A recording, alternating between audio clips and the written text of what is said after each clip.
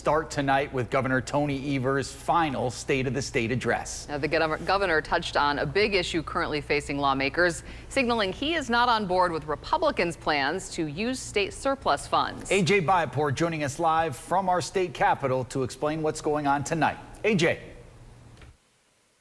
Jessup, Natalie, good evening. Governor Evers used much of his speech to highlight what he considers to be the most impactful achievements from his time as governor. Evers also looked ahead, and he gave a cold shoulder to the way Republicans plan to spend the state's projected $2.5 billion surplus. During an hour-long speech, Governor Evers highlights his past. Hundreds of millions of dollars provided to child care programs under his watch, as well as bipartisan deals that increased funding for local governments and paid for renovations to American Family Field that will keep the Brewers in Milwaukee. The truth is, I've signed over 800 bills as governor, and more than 97% of those bills passed with bipartisan support. However, when it comes to this current surplus, Evers says he is not on board with Republicans' proposal. I'm hoping we can continue building on those efforts this session, including reaching bipartisan agreement on a plan to get meaningful resources to our K-12 schools and provide property tax relief at the same time.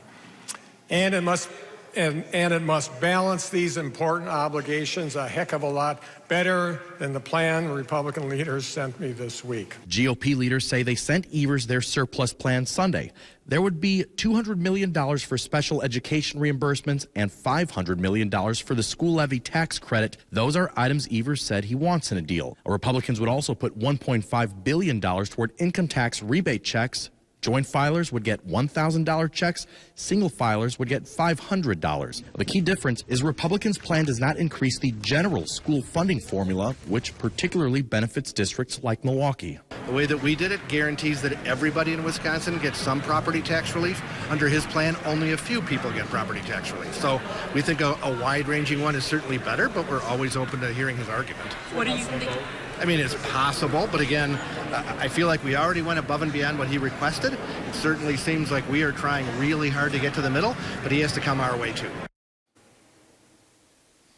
Republicans believe there's no reason for these talks to go on much longer. Their plan is to wrap up their legislative work next month, then flip into campaign mode for the rest of the year. That is typically what they've done in past sessions during even-numbered years.